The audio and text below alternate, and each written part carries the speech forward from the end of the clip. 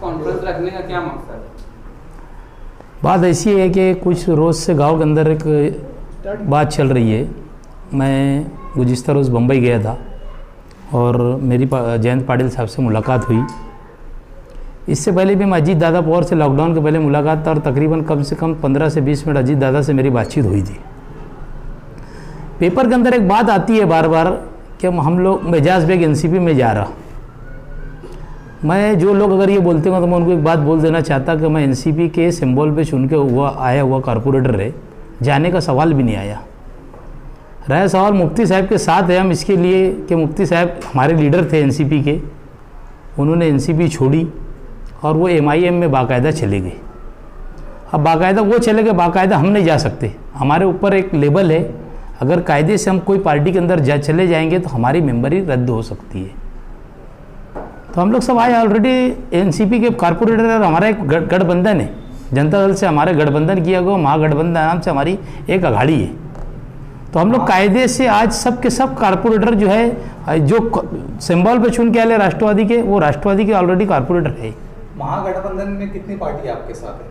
महागठबंधन में राष्ट्रवादी और जनता दल है। जनता दल के कितने कारपोरेटर आपके साथ है? कारपोरेटर तो हम एक साथी है ना महागठबंधन के। ये जब रहा सवाल कि आप आगे किसको क्या इख्तियार करना है, जैसे लोग बोलते हैं हम एमआईएम के अंदर चले गए, तो मेरा जहाँ तक कि मेरा आप लोगों का सवाल का जवाब मेरा ये है कि एमआईएम में जाने का सवाल नहीं आया। मुफ्ती साहब हमारे नेता थे, वो एमआईएम के अंदर गए तो हमारे उनकी मदद के लिए हम उनके साथ थे। क्या आप भी मुफ्ती साहब आपके लीडर हैं? मुफ्ती साहब असल में के लीडर हम दिल से उनको मानते। और रहा सवाल पार्टी बेस का, पार्टी बेस का तो हम राष्ट्रवादी चुन के हम किसी पार्टी के अंदर जाने का लिख के भी नहीं दे सकते कि हम एमआई में चले गए और किसी पार्टी के अंदर चले गए। आवाम में ऐसा चर्चा है कि मुफ्ती साहब आपको बोल रहे हैं ये सब करने के लिए। नहीं, मुफ्ती साहब ने, मैंने उनको सिर्फ ऐसा एक उस दिन खाना खाने के लिए यहाँ शादी में आए थे मुफ्ती साहब, तो मैं उनको इतना बोला कि मैं जयंत पाटिल से मिलने के लिए जा रहा। ये नहीं बोला उनको कि मैं काहे के लिए जा रहा। और वो क्यों बोलेंगे मुझे, मैं अपने दिल का मालिक है, वो उनकी पार्टी अलग, मेरी पार्टी अलग है। वो लीडर है मेरे, मैं आखिरी तक के लीडर मानूंगा क्योंकि मैं उनके साथ 10 साल रहा। मैं आज भी शेख रशीद साहब को लीडर मानता हूँ क्योंकि मैं 15 साल उनके साथ में रहा। अभी फिलहाल आप मुफ्ती साहब के साथ है क्या?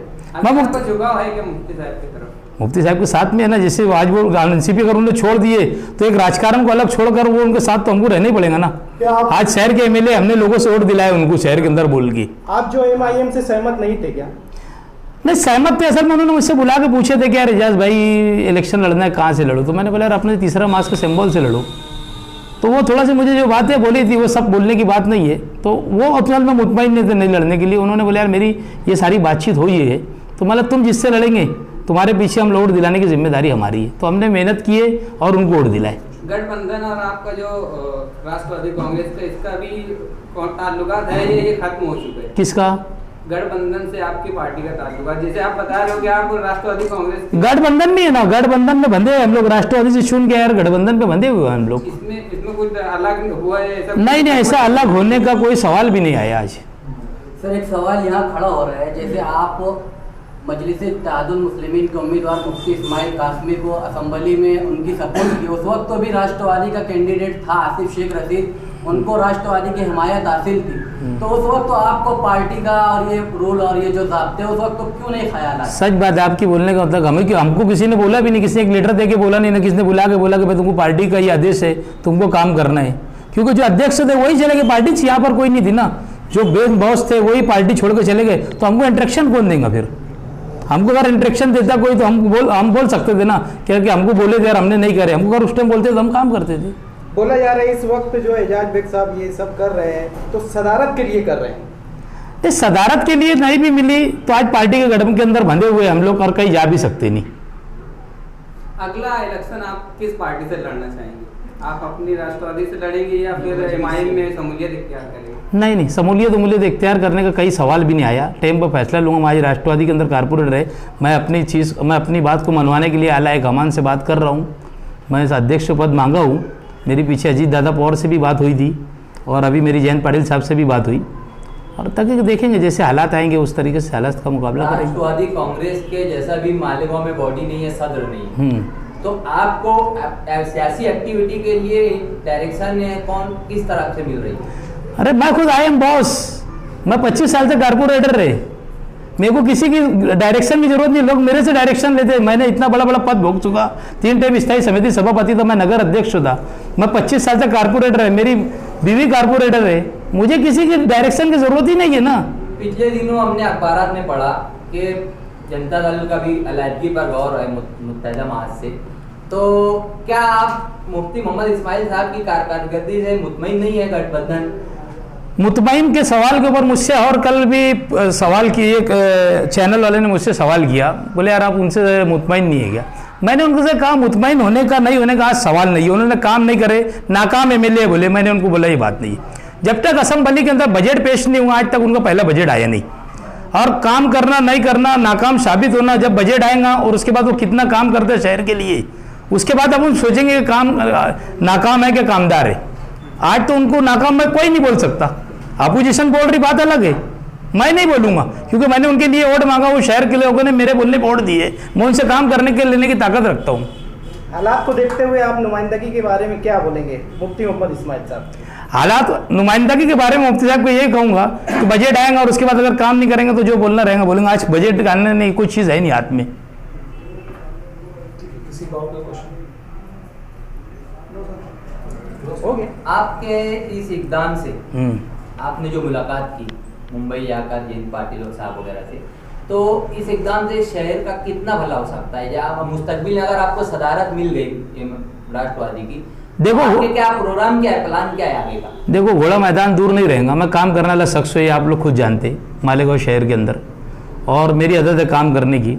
पार्टी से जितना फ़ायदा हो सकेगा, जो मेरी अजीत दादा से अर्थ मंत्री है, क्योंकि वो खुद आज पूरा खजाना उनके पास है, जब मैं पार्टी के अंदर मुझे अगर कोई जिम्मेदारी दी जाएंगी ना तो मैं पूरी तरीके से अजीत दादा पावर से लाके गांव के अंदर फंड कैसे लाना, क्या करना, मैं अपने तौर पे भागदौड़ करूंगा, जहाँ जिसकी भी ज़रूरत पड़ेगी शहर के काम के लिए, चाहे फिर वो शेख आसिफ से मिलना पड़े, चाहे मुफ्ती इस्माइल से मिलना पड़े, सबसे मुलाकात करके एक शहर को डेवलप के रास्ते पे लेके जाना अपना प्रोग्राम रहेगा। क्योंकि हालात इस तरीके से ख़राब है कि शहर के जो रोड रास्ते आज इतने ख़राब हो चुके कि अपने गाँव के अंदर आने के बाद ऐसी हालत हो जाती कि आदमी परेशान रहता कि मैं कहाँ गया। तो उसके लिए मुझे कुछ भी करना पड़ेगा ना, तो मैं करूँगा, और मैं इंशाअल्लाह ताला काम के लिए ही समझ लेना कि मैं एनसीपी के अंदर यानी लीडरों से मुलाकात करा गई काम के लिए। हमने उस दिन थोड़ी सी बात करते करते शंकापुर के पाइपलाइन के बारे में भी मुस्तकिल में खुद बोला उनको, जयंत पाटिल साहब को, कि यार वो पाइपलाइन बहुत ख़राब हो चुकी है हमारे यहाँ से, बोले मैं लेटर दूंगा, बोले थोड़ा सी बजट के अंदर उतना पैसा हो ये कर देना।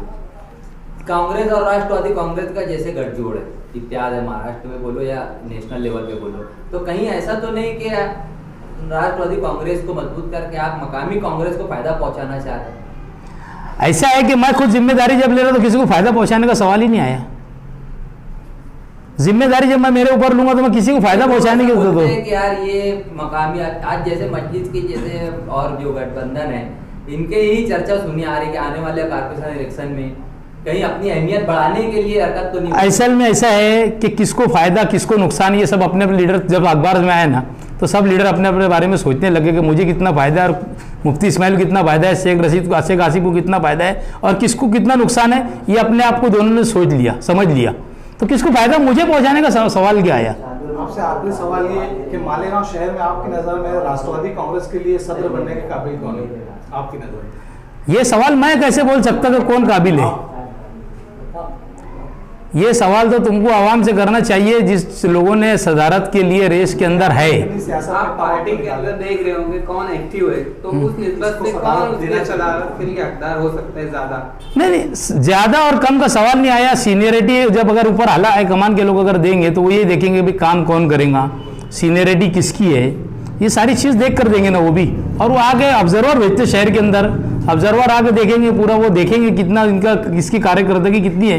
और मेरा तो घोड़ा मैदान पूरे शहर के सामने है, चाहे मालेगांव शहर का लॉकडाउन लगा हो, बीमारी का दौर हो, चाहे मालेगांव शहर के अंदर 2001 के अंदर फसाद हुआ हो, मैंने काम किया, जो मेरी जिम्मेदारी थी उससे बढ़ के मैंने काम किया। ठीक है।